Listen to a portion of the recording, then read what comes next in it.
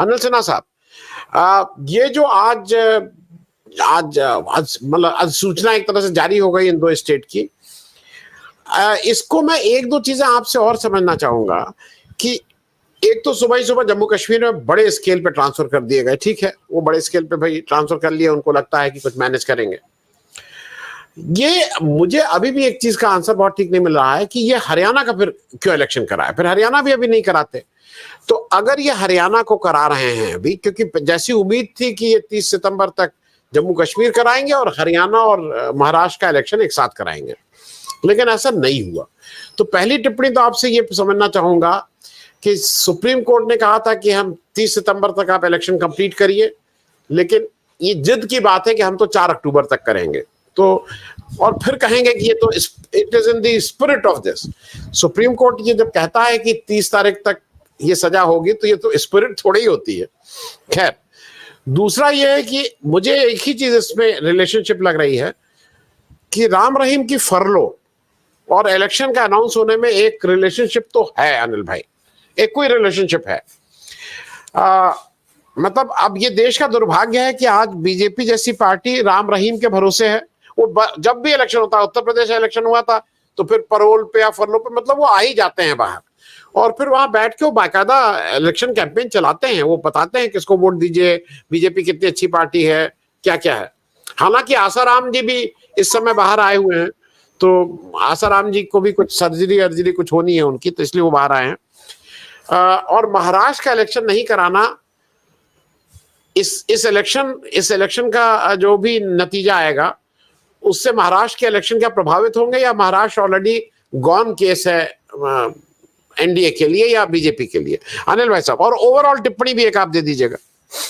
नहीं, लेकिन देखिए मेरी ये किसी भी इक्वेशन में समझ से परे है। वो जो आपने टेक्निकल बातें कही कि 30 सितंबर तक उनको करना था, तो मैंने भी ये नहीं सुना कि स्प्रिट का वहाँ नहीं है, वहाँ डेट दे दिया है बाकायदा, तब तक आपको कंप्लीट करना चाहिए। तो अब चूंकि अदालतें वगैरह भी इतना नरम है कि अब उनके बारे में क्या हम लोग कमेंट करें। अभी बताइए कि 30 सितंबर में तो अदालत में थोड़ी कोई ये होता है कि ठीक है 30 सितंबर तक बाकी काम तो हो गए थे, एक सप्ताह और ले लेंगे। एक दिन के लिए भी अगर बढ़ रहा है और अगर सुप्रीम कोर्ट से इजाजत नहीं मांगी है उन्होंने, तो ये जो समझ लीजिए कि उसकी अवमानना है, ऐसा कानून के हिसाब से लगता है। लेकिन वो तो कर रहे हैं, लेकिन इक्वेशन इनका मेरी भी समझ में नहीं आया। क्योंकि अगर कश्मीर का इलेक्शन तो मान लिया कि उनके हाथ से निकला हुआ लगता ही है, अगर निकले या रहे, उसको लेकर के वो महाराष्ट्र में अगर हार करके गए तो हमको लग रहा है कि कोई फायदा उनको थोड़े होने वाला है। ये 2 इलेक्शन अगर हार करके जाएंगे महाराष्ट्र में, तो महाराष्ट्र के इलेक्शन में उनको कोई नैरेटिव का तो बेनिफिट मिलना नहीं है। इसमें देखिए क्या है कि मुझको लग रहा है चुनाव आयोग, आपने जो कहा ना कि लोग जो है इधर का इस्तेमाल करने वाला, जो लोग उनके ये है क्या कहते हैं सैन्य बल है, वो यहाँ का सैन्य बल, वहाँ का जो अभी उन्होंने कहा वो वही, मतलब जो अपने समर्थन वाले हैं उसी को डिप्यूट करेंगे।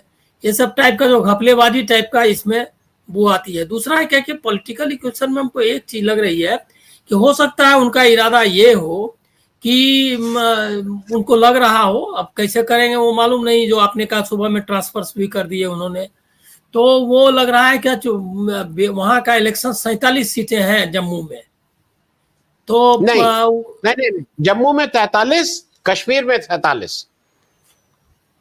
अभी शायद डिलिमिटेशन के बाद नहीं, यही है। और खजूरिया जी बैठे हैं, मैंने उनसे भी चेक कर लिया था, 43 जम्मू में, 47 कश्मीर में। हाँ, तो हमको लग रहा है क्या कि उनको लग रहा है कि जम्मू की मतलब कश्मीर की सीटें तो मुझको नहीं लगता कि वो कुछ एस्पायर कर रहे होंगे। उनके भले ही लंगू चंगू मंगू एक आध हैं जो कि मोदी जी से मिलते जुलते रहते हैं, एक नेता है वहाँ के, तो वो वो लोग का 1-2 सीट के बारे में जो जोड़ रहे हो तो अलग बात है।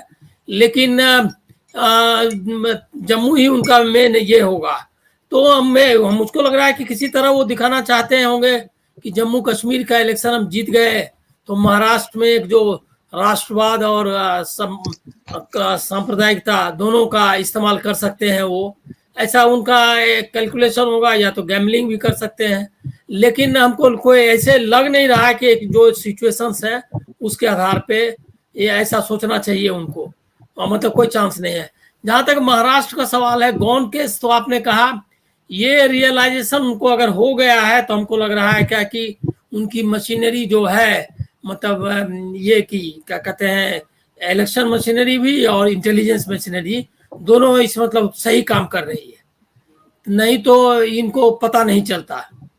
मतलब क्योंकि जो चाटुकार और ये का जो चारणों का जो समूह है वो उनको ही बताने नहीं देता कि यहाँ इनकी हालत खराब है। लेकिन महाराष्ट्र में कोई नैरेटिव बना नहीं पाए और बहुत रिजेंटमेंट है भयंकर। तो ऐसी स्थिति में उनका नहीं, उनकी संभावना नहीं। अब मुझको लग रहा है क्या कि एक और चीज है क्या कि जो हरियाणा में है, हरियाणा को कैसे जोड़ रहे हैं वो, वहाँ किसान का ही मुद्दा नहीं, ये जो विनेश फोगाट का भी मुद्दा है वो भी काम करने वाला है। ध्रुव राठी का वीडियो भी आ गया जिसमें उसने साफ आरोप लगाया है कि रेसलिंग फेडरेशन ऑफ इंडिया जो है उनको ओलंपिक जाने से रोकना चाहता था। और हम देश भर में जितनी सिंपैथी उसके विनेश के को लेकर के है, उससे हमको लग रहा है कि डबल तो जरूर होगा हरियाणा में, मतलब उससे तो ज्यादा चांसेस है। तो ये दोनों फैक्टर्स इतने गंभीर हैं जिसका मुकाबला करना उनके लिए पॉसिबल नहीं है। तो ये कैसे, मतलब दोनों हाथ, एक इलेक्शन बहुत मतलब हारने की पूरी संभावना, जम्मू एंड कश्मीर में इंडिया गठबंधन के जीतने की बहुत संभावना है। इवन जम्मू में जो कश्मीरी पंडित है वो, उसमें भी उनकी हालत कोई अच्छी नहीं है। बीजेपी से उनका मोह भंग हो गया है और उनको लगता है कि जो हम लोग को मिलना था दिया नहीं, और इसके चक्कर में हम लोग बेकार में फंस गए हैं। एक रियलाइजेशन एक समूह में वहाँ ये भी है।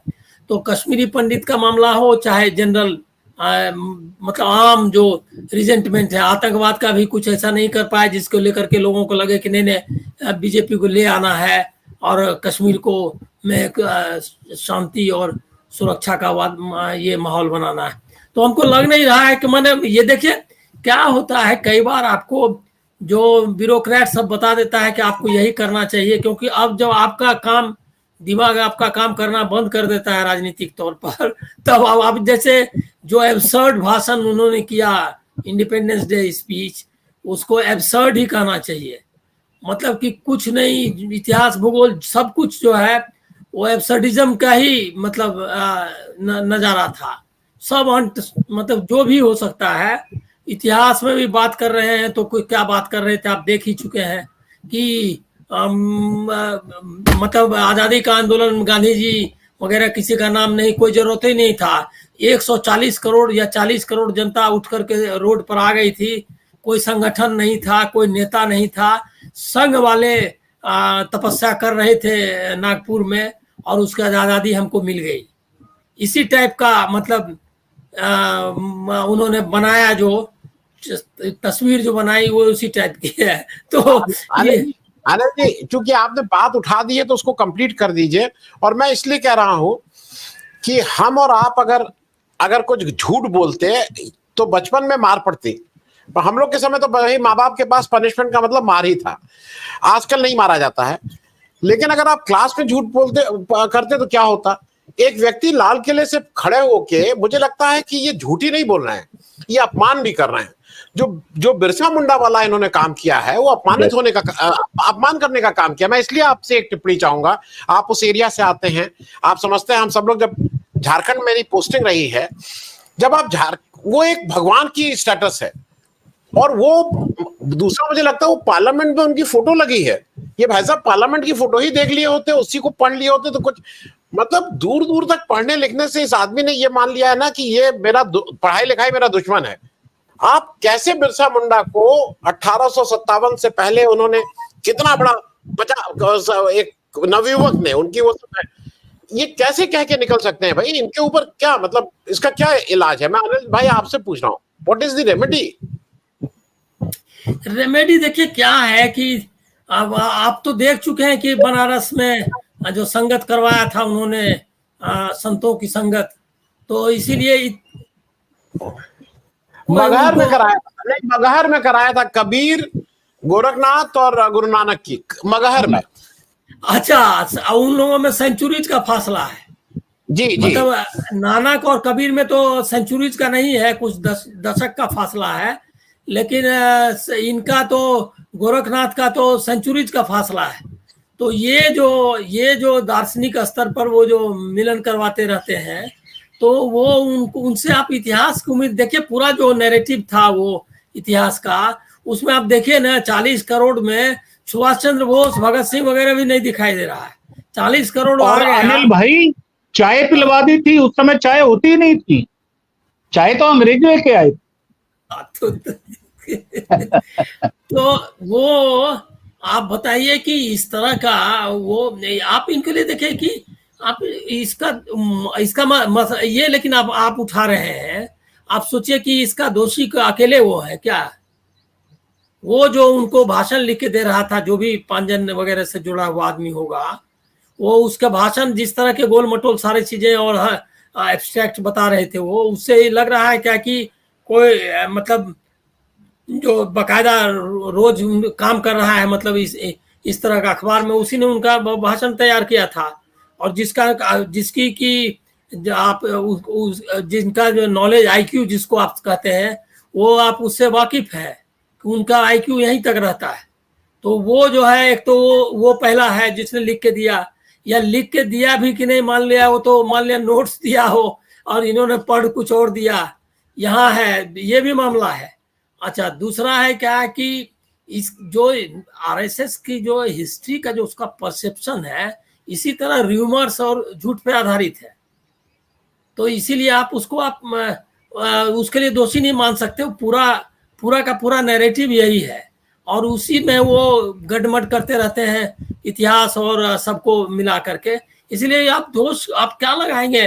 दूसरा क्या आप देखा नहीं आपने, एक चीज में एक झूठ बोले हैं वो, ये अभी कंटेम्प्रोरी ये में आपने उन्होंने जो अनएम्प्लॉयमेंट के बारे में जो बोला है, अब मतलब आप उठाते जाइएगा, सब सारा कुछ झूठ बोले जा रहे हैं। लेकिन एक उसमें जो पॉइंट मैं चाहता हूं कि लोगों को समझना चाहिए, वो एक नैरेटिव जो दिखती है उसमें, पूरा जो उनका जो है पॉलिटिक्स, उसमें जो उन्होंने कल स्पीच दिया, उसमें एक चीज साफ है कि नेहरू का मतलब डेवलपमेंट के सारे प्रोग्राम, नेहरू इंदिरा गांधी सारे प्रोग्राम आप देख लीजिए, घर का योजना, पानी का योजना, बिजली की बात, वो सब योजनाएं कभी इंदिरा गांधी की बनाई हुई है, कभी नेहरू की बनाई हुई थी, उसके बाद राजीव गांधी की बनाई हुई है, नरसिम्हा राव की बनाई हुई, मनमोहन सिंह की बनाई हुई, सारी योजनाएं हैं। लेकिन उन योजनाओं में सोशल जस्टिस नहीं होनी चाहिए। वो सारे डेवलपमेंट प्रोग्राम्स को उन्होंने इकट्ठा कर लिया है और बोल रहे हैं कि हम 2047 में इस तरह का भारत, और जिस तरह का भारत बताया है वो कुछ नहीं है, एक्सटेंशन है, जो पुराने प्रोग्राम है उनका एकुमुलेशन है, और वो प्रोग्राम्स उन्होंने गिना दिए हैं। लेकिन उसमें सोशल जस्टिस नहीं होनी चाहिए। एक तो ये आप देख लीजिए कि माइनस सोशल जस्टिस, ये जो लिबरलाइजेशन और इसके इकोनॉमिक प्रोग्राम्स है वो है। दूसरा, इसीलिए मतलब जो कास्ट सेंसस है इसका विरोध उसमें आप दिखता है। दूसरी चीज मैं देखता हूं ये कि यूसीसी का जो मामला उठाया है, इसका मतलब जो कम्युनलिज्म है वो भी उनके कोर पॉलिटिक्स में है, उसको वो रखना चाहते हैं। और तीसरा है कि अटैक जो है राहुल गांधी, गांधी फैमिली, उन्होंने कहा कि 1 लाख ये नौजवानों को ऐसा जो किसी परिवार से नहीं आता हो, वो नौजवान कौन है? वो आरएसएस का कैडर रहेगा, जो कि गांधी परिवार को गाली देने के लिए या वो ट्रोल आर्मी के बदले अब वो रोड पर इकट्ठा होगा और उनके प्रोग्राम चलाएगा। तो वो एक फाइट की बात बता रहे हैं। दूसरा है कि बोला नहीं कि ग्लोरीफाई कर रहे हैं करप्शन को, ऐसे लोगों को डिस्कार्ड करिए। इसका मतलब कि नया कैंपेन वो शुरू करना चाहते हैं गांधी फैमिली एंड राहुल गांधी के खिलाफ, जो कि करप्शन और डायनेस्टिक पॉलिटिक्स के आधार पर होगा। तो उन्होंने प्रोग्राम अनाउंस किए हैं, और वो लैंग्वेज उसका सिर्फ आरएसएस का है, क्योंकि आरएसएस ऐसे ही लैंग्वेज में बात करती है। मतलब वो कभी भी साफ साफ नहीं कहती है, कहते शांति होनी चाहिए, आप उसका उल्टा मीनिंग लीजिए। जब भी वो बोले शांति होनी चाहिए, इसका मतलब मुसलमानों को घर में रहना चाहिए, उनको रोड पर नहीं आना चाहिए। इन्होंने कहा कि कर्तव्य लोगों को ड्यूटी की बात कर, कर्तव्य की बात करनी चाहिए। इसका मतलब कि लोगों को कहा कि तुम लोग अधिकार मांगना बंद करो, इनको आपको मीनिंग निकालना होगा। तो वो जो है उन्होंने प्रोग्राम एक डिक्लेयर किया है और इतिहास को जो आपने बताया वो वही मगहर वाला इतिहास है, वो उसको जारी रखेंगे, उस पे उनको कोई नहीं रोक सकता है। जी।